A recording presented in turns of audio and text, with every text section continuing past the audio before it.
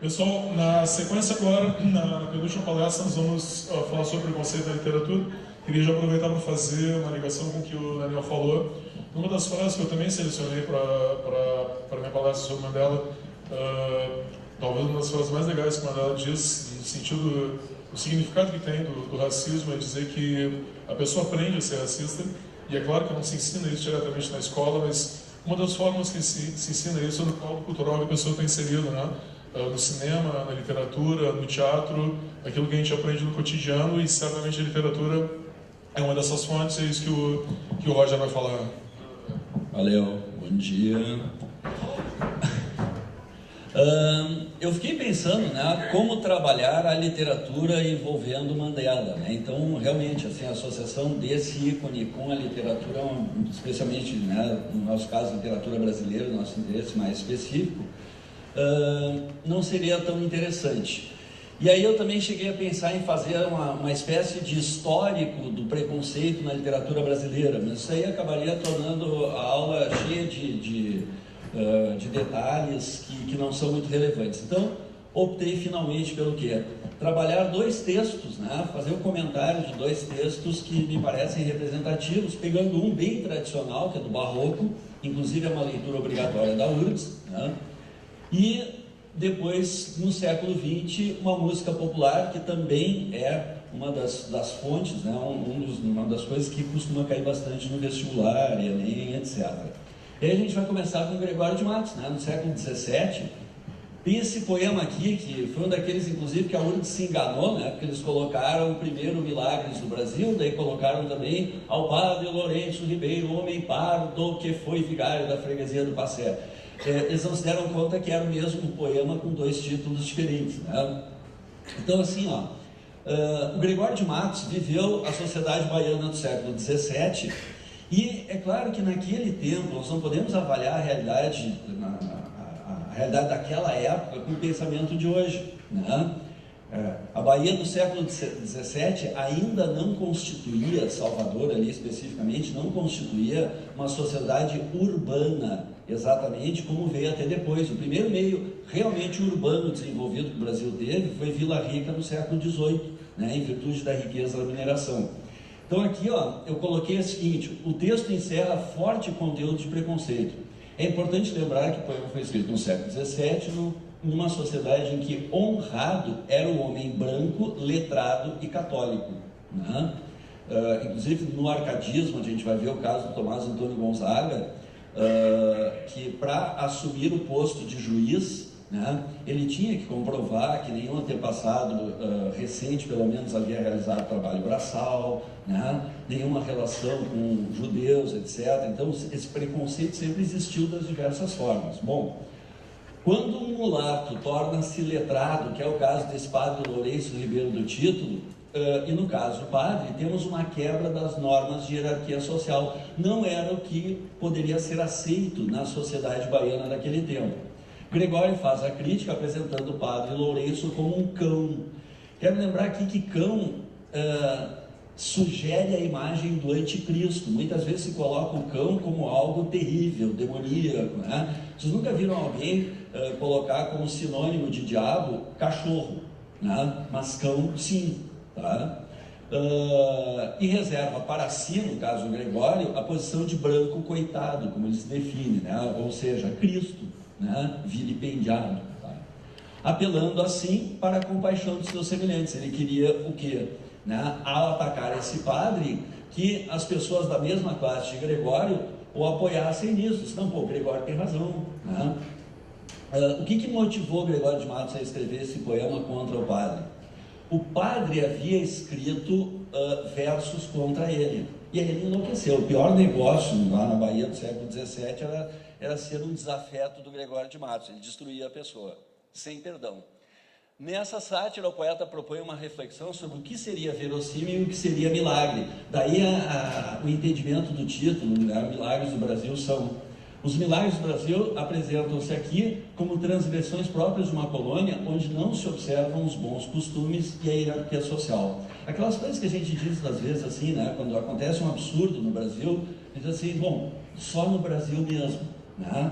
E aí ele sempre encerra, cada parte que ele critica esse padre, ele vai encerrar dizendo: milagres do Brasil são coisa do Brasil, tá? Então, vamos ver aqui, ó. Ele começa com eu dizendo assim: um branco muito encolhido, está se referindo a si mesmo. Um mulato muito ousado. Um branco todo coitado, volta para ele aqui. Um canaz todo atrevido. E aí ele vai substituindo a palavra cão ao longo do poema, né, usando outras expressões. Canaz, um cão grande, também considerado infame, né, uma pessoa infame, um cão, tá?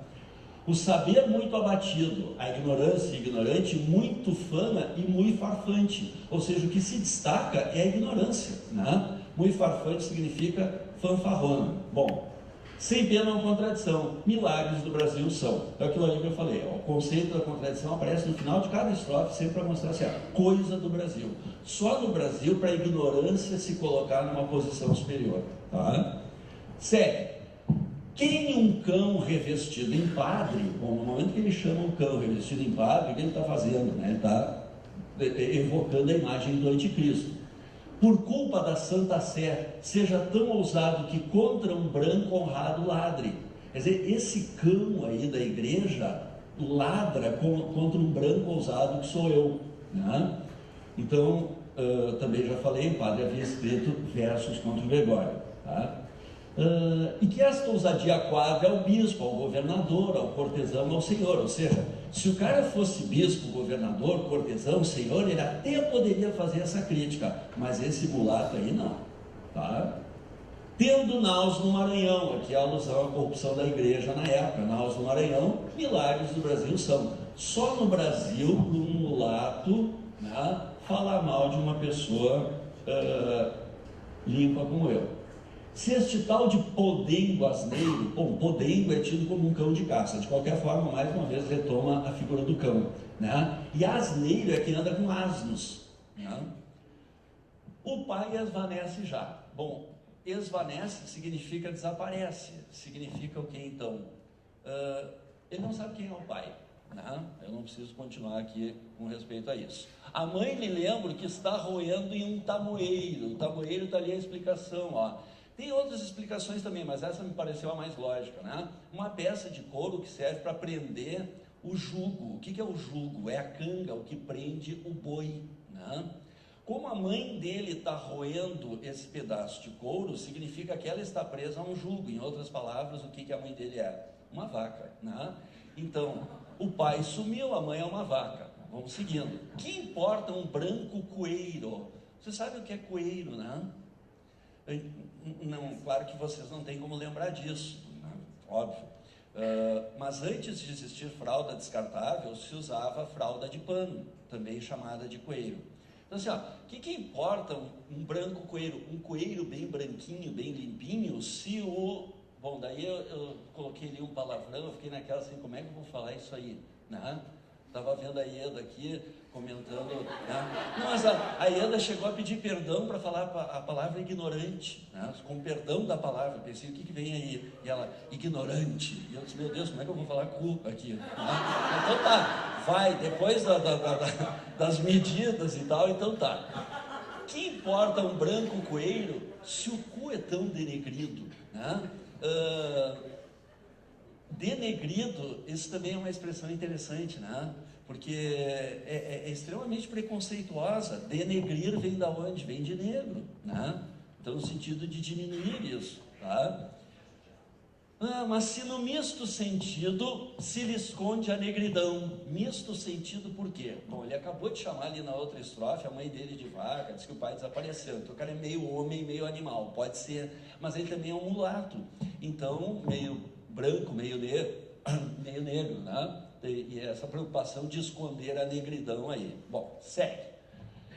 Prega o perro frandulário. Bom, perro, cachorro de novo. Frandulário, estrangeiro. Na verdade é franduleiro, ele que mudou para poder rimar, tá?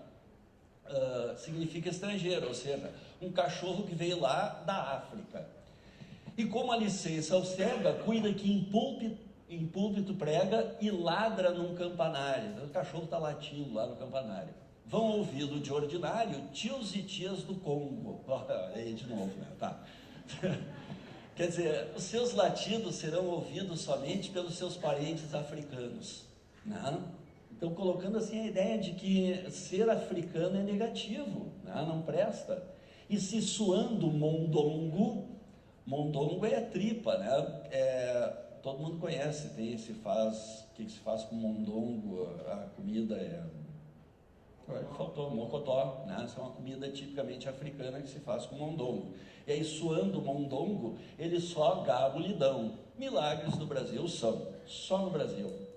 Que há de pregar o cachorro, sendo uma vil criatura? Aqui uma pergunta retórica, né? Como é que um cachorro pode pregar alguma coisa, né? Sendo uma vil criatura que não sabe de escritura mais que aquela que o pôs forro. Ou seja, esse cara não sabe nada de escritura, não sabe nada das escrituras sagradas. O máximo que ele conhece de escritura é aquela que o pôs forro, ou seja, a sua carta de alforria. Sim? Quem lhe dá ajuda e socorro são 4 sermões antigos. E se amigos têm um cão, milagres do Brasil são. Só no Brasil, né, para cão ter amigo, né? Sério. Imaginais que um sensato de canzarrão fala tanto, canzarrão, de novo, um cão grande, porque sabe tanto ao quanto? Não, senão porque é mulato, ter sangue de carrapato, né? Mulato tem sangue de carrapato. Seu estorraque de Congo, estorraque leviano, né? Tirar-lhe a roupa mondongo, olha aí, ó, mais uma vez o mulato chamado de africano de forma depreciativa, né? Cheira a mondongo, a tripa de porco, né? É cifra da perfeição. Milagres do Brasil são, tá? Então isso aqui é para a gente ter uma noção de como é que aparece, isso é uma dos textos que a URGS cobra, né? E ver de que maneira o Gregório de Matos tratava os seus desafetos, e em especial o mulato. Em outros textos, mesmo desta lista da URGS, vocês prestem atenção, o Gregório de Matos é contra a ascensão do mulato na sociedade baiana da época. Haveria outros exemplos ainda para a gente citar, mas vamos deixar. Aí eu já pulei para o século XX e peguei esse samba aqui, ó, feito em 1941, gravado em 41, que sugestivamente se chama Preconceito, né? É do Wilson Batista, um sambista famoso, que inclusive ele teve uma famosa, ele é famoso também por uma polêmica que ele teve com o Noel Rosa. Naquele tempo eles se tornaram desafetos, discutiram publicamente, e aí a discussão deles se deu de que maneira? Através da música, né? Então tem lá uma sequência de músicas em que um fica criticando o outro, mas com muita elegância, né? Esse daqui em especial é um poema então, que fala de preconceito, tá aí, dá para ver que o seu autor é negro, né? Vamos ler, depois eu vou pedir para vocês acompanharem ali, que aparece o Chico Buarque, o Paulinho da Viola e o Caetano cantando. Eu nasci num clima quente, você diz a toda a gente que eu sou moreno demais. Não maltrate o seu pretinho, que lhe faz tanto carinho, mas no fundo é um bom rapaz. Você vende um palacete, eu nasci num barracão, sapo namorando a lua numa noite de verão. Eu vou fazer serenata, eu vou matar minha dor. Meu samba vai, diz a ela, que o coração não tem cor. Embora seja, e vocês vão ver pela melodia também, né, uma música muito singela, né? Ela é profundamente dolorosa, assim, do ponto de vista do cara que sente o preconceito. Que a gente viu no texto anterior do Gregório, né? É o Gregório de Matos, aquele eu lírico, exercendo preconceito sobre outro. Aqui não, aqui é o cara chorando pelo preconceito que ele sofre, tá? Então, vamos ver aqui. Um clima quente, você diz a toda a gente que eu sou moreno demais. Não maltrate o seu pretinho, que lhe faz tanto carinho, e no fundo, bom rapaz, você vende um palacete, que eu nasci num barracão, sapo namorando a lua. Uma noite de verão, eu vou fazer serenata, eu vou cantar minha dor.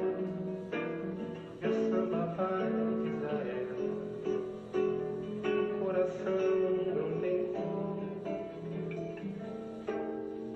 nasci num clima quente. Você diz a toda gente que eu sou moreno demais. Não manda esse peixinho que lhe faz tanto carinho e no fundo é um bom rapaz. Você veio para ser. Eu nasci num barracão, sapo namorando a lua, numa noite de verão. Eu vou fazer serenata, eu vou cantar minha dor. Meu samba vai dizer a ela que o coração não tem cor. Eu nasci num clima quente. Você diz a toda gente que eu sou moreno demais.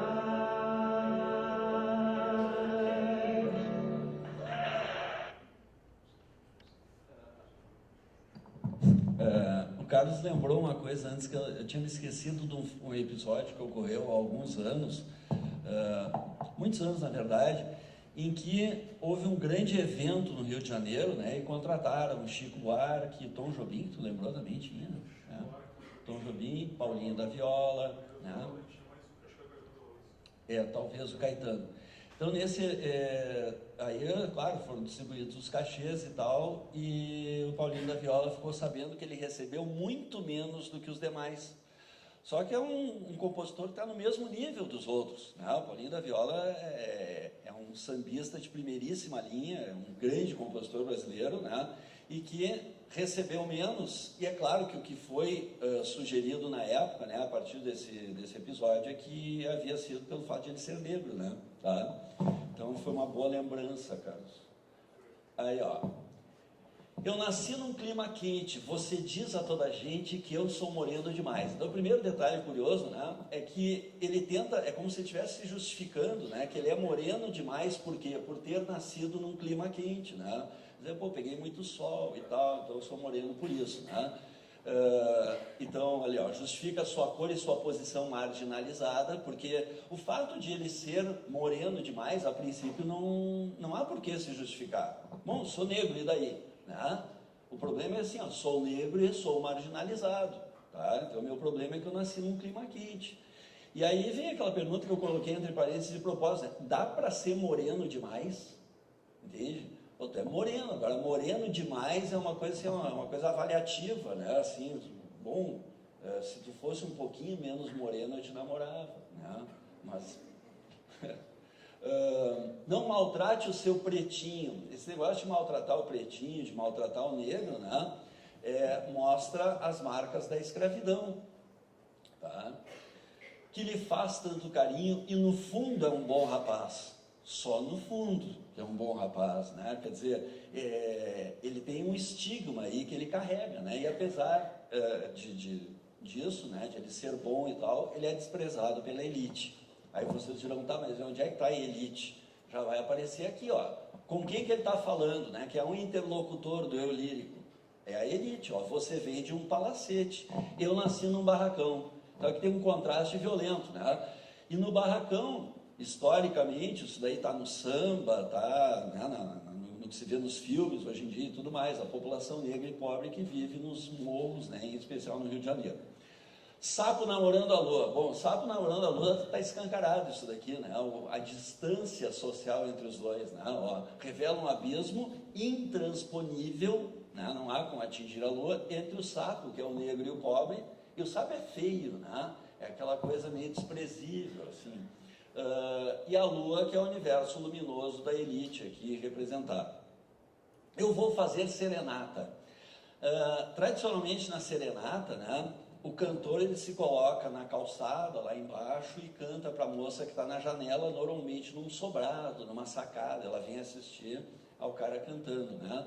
Então o que tu tem aqui de novo? O cara lá embaixo e ela lá em cima, né? O ser apaixonado em posição inferior, olhando para o alto, por exemplo, a janela de sobrado, onde se encontra a amada, né? Então esse desnível ele vai acompanhar o texto inteiro.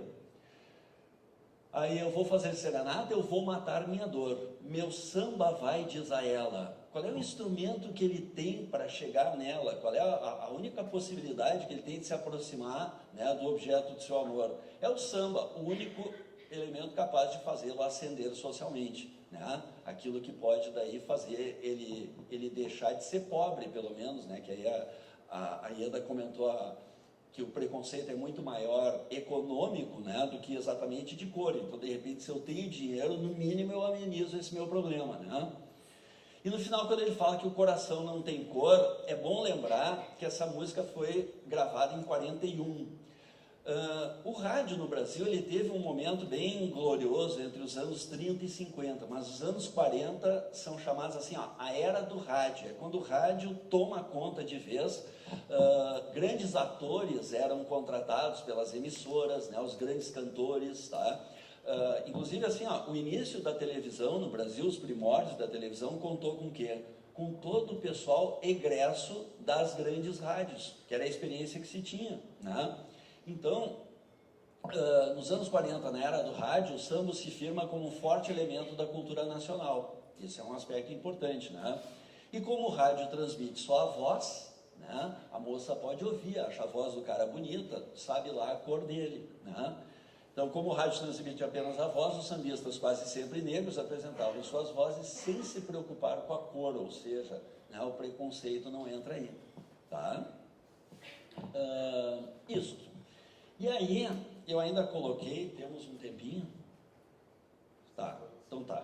Bem rapidinho, então, para encerrar, a lembrança do que aparece no Enem, né? Eu peguei aqui 3 questões recentes do Enem, sabe que o novo Enem, que é o que nos interessa, é de 2009 para cá, 3 questões recentes em que aparece essa questão do preconceito. A gente não vai ler tudo, eu só quero chamar a atenção para um que outro aspecto aqui. Encerra o texto dizendo, nunca se afizera ao regime novo, essa indecência de negro tudo igual, né? E aí a narrativa focaliza um momento histórico e social de valores contraditórios. Essa contradição infere-se no texto não foi à toa que eu li a última frase do texto, ó, a resposta, resistência da senhora em aceitar a liberdade dos negros, evidenciada no final do texto. Então é claro que o Enem, sendo uma prova politicamente correta, né, normalmente ela aborda essa questão do preconceito, tá? Aliás, como é que a gente faz uma questão do Enem? Então a gente lê e responde, tá? A gente primeiro lê, na verdade a gente deve primeiro ler o enunciado para ver o que tem que procurar na questão, porque como vocês têm muitos textos para ler, todas as questões do Enem são acompanhadas de texto, né? A gente sempre começa pelo enunciado, para não dar tempo para ler o texto, ir para o enunciado, volta, porque essa jogada não dá para fazer, né? Então procura no enunciado e depois vai. Mas aqui eu estou mostrando mais para vocês terem uma lembrança assim, do tipo de questão que pode aparecer, né? Essa aqui é de 2013, ó. Olá, Negro, do Jorge de Lima. Jorge de Lima é um poeta da geração do Drummond, do Quintana, desses aí, ó. De novo, conflito de gerações e grupos étnicos, sempre assim, ó, quando aborda a questão do preconceito, na anterior falou em contradição, aqui fala em conflito, né? De gerações e grupos étnicos, reproduz na visão do eu lírico um contexto social assinalado por, daí aqui, preservação da memória ancestral, aparece lá no texto, né? Não apagarão as suas almas, etc., e a apatia cultural dos brancos. Já aparece no final. Para fechar, essa daqui é um pouquinho de 2011 ou 12, eu não me lembro, Som de Preto, que é um funk, né? Que também aparece.